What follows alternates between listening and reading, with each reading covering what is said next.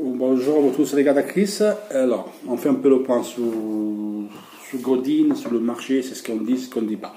Il y a deux choses à dire. Donc, Godin, apparemment, c'est quasiment fait, donc tant mieux pour nous. Il arrive à 0, contrat de 2 ans avec une option pour le 3e. Elle est attendue dans les prochaines semaines pour la visite médicale et la signature. On ne peut pas dire que c'est officiel tant qu'il ne signe pas et ne fait pas la visite, mais c'est ce qu'on dit, c'est fait.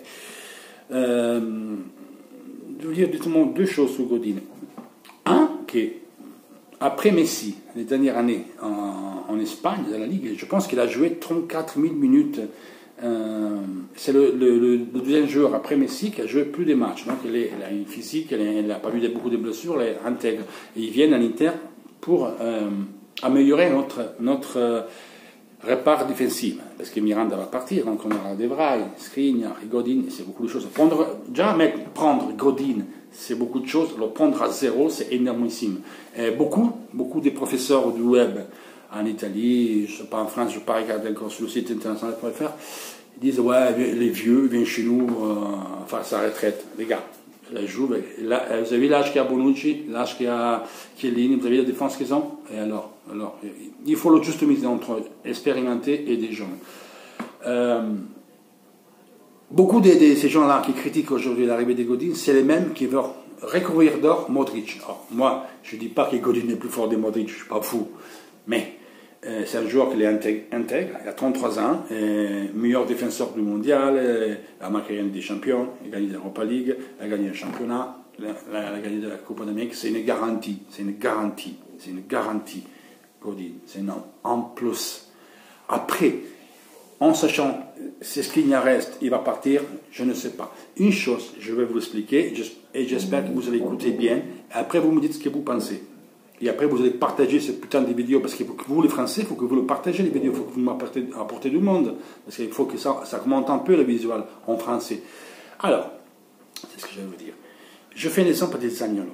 Maintenant, tout le monde, ouais, on a donné Zaniolo, on fait un cadeau. Alors, il y a une chose à dire. Jusqu'à aujourd'hui, jusqu'au 30 juin 2019, que vous alors, je parle d'Ausilio, que vous aimez pas Ausilio, que vous aimez ou vous n'aimez pas Ausilio, c'est une autre chose. Une chose que vous devez comprendre, et après vous, ce que vous pensez. Ausilio, jusqu'à maintenant, il s'est inventé des opérations pour faire des plus-values, pour maintenir l'Inter avec la tête, parce qu'on était là dans la mer comme ça, la garder dehors pour respirer. Parce qu'on était bloqué comme ça pour le 7e engagement. On doit faire, à chaque année, on avait des trucs à respecter. Et il l'a fait. Il s'est mis des opérations, les prêts avec l'obligation d'achat. En 2 années, c'est Ausilio qui l'a inventé. Maintenant, la UEFA les a bloqués. C'est Ausilio qui a inventé ça. Il nous a fait respirer. Après, on ne pouvait pas prendre des tops. On a toujours dû vendre des joueurs. Et on a vendu quoi? Les joueurs de la Primavera, parce qu'on gagnait tout le temps, et on avait des joueurs qui étaient recherchés sur le marché. Et ça nous a sauvé le cul. Faire des plus-values, générer des plus-values. L'opération, je fais un exemple, Nainggolan Zaniolo.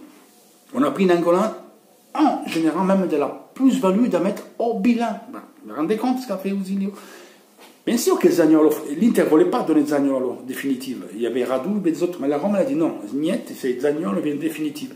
Et toi, tu étais obligé au 30 juin de faire ces plus-values. Donc, on a dû vendre on a vendu des jeunes, on a fait 50 millions d'euros. Donc, Zaniolo est rentré dans cette optique. Le problème que l'Inter voulait faire un rachat, il n'était pas possible avec la Rome. Donc, Santon va là-bas, Zaniolo va là-bas, et si il arrive Nainggolan, et tu as fait une plus-value. Donc, les gens qui maintenant disent, ouais, mais on n'a pas fait cadeau, on était obligé. Il y avait une interview de Monchi qui a dit que l'Inter ne voulait absolument pas donner Zaniolo. Et on voulait donner Radu, mais malheureusement, la Rome, il voulait Zaniolo, donc Radu peut être allé à Genova. Et la seule option pour prendre Nainggolan, c'était ça. Et tout le monde, allez, 90%, 80% des gens étaient contents de l'arrivée de Nainggolan. Après, dans le marché, si une personne ne réussit pas, on le voit après. Si il réussit, c'est un phénomène. Si il ne réussit pas, il faut virer ce qu'on a. Les gars, on a noté qu'on était dans la merde. Et on le saura jusqu'au 30 juin. Après, on a Marotta qui c'est un super manager. Mais Marotta, le joue. Il a acheté des joueurs, il les a vendus. Les Pogba, les Vida, les Mina, les Pereira. Il a acheté, il a vendu pour renforcer l'équipe. La Juve a toujours monté en puissance au cours des années. Parce qu'année par année, tu commences à construire une maison, tu commences dans les fondements. Moi, je suis cuisinier, je commence dans une base de gâteau. Je ne commence pas dans la cerise. Je mets où la cerise dans le cul, j'ai rien là. Donc, je construis. Donc, c'est normal. Et même les joues, il réalisait des plus-values. Et il n'avait pas cette mon agrément. Parce que c'est toi, tu mets un bilan. Une plus-value, ça fait grandir ta facturation, tous tes trucs.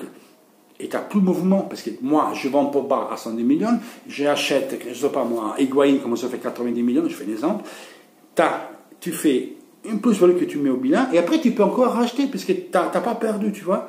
C'est ça que je veux dire, c'est important. Oh, moi, je ne sais pas si on vendra Skriniar, j'espère pas, mais c'est jusqu'à aujourd'hui, on n'a pas vendu Skriniar et Icardi, c'est parce qu'on vendait des jeunes, et on générait plus. Donc, à Ausilio, vous devez leur merci, jusqu'à aujourd'hui. Après, ça peut plaire, on ne prépare pas.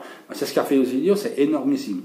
Après, je dis, les achats, la réussite, la pas réussite, c'est notre discours. Si tu es réussi un achat, tu as un phénomène, tu ne réussis pas, tu es bidon. Et donc, les Gabigol, je ne sais pas moi, d'Albert, Jean-Marie, qui commence un peu à se reprendre.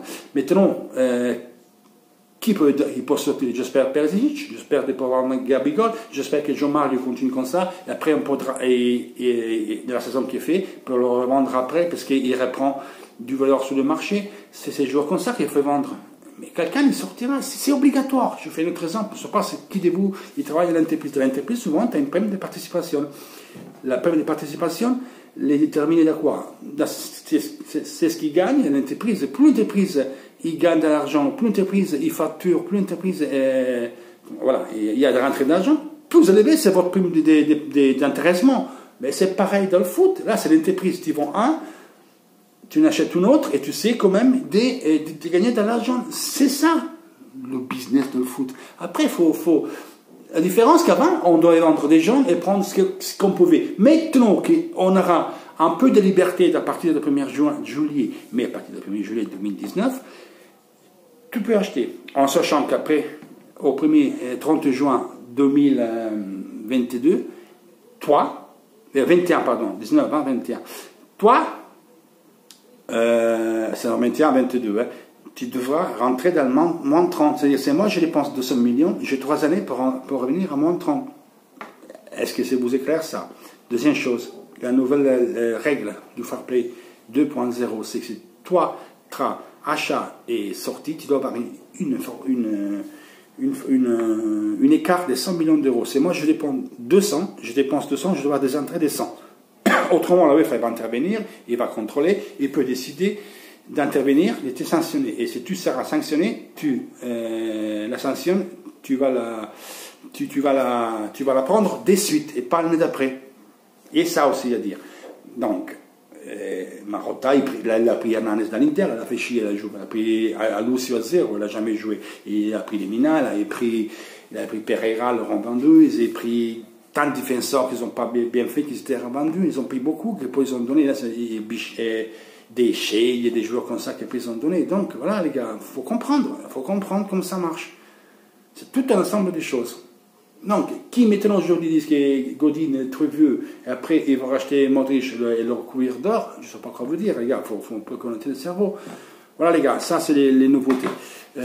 Après, on est en recherche des paramètres zéro, on parle des Valencia, on parle des Young, on parle des Andersen, de la Sampdoria, qui peut y avoir zéro pour l'acheter, il y a Herrera, c'est long, c'est bien loin, il y aura beaucoup de voix.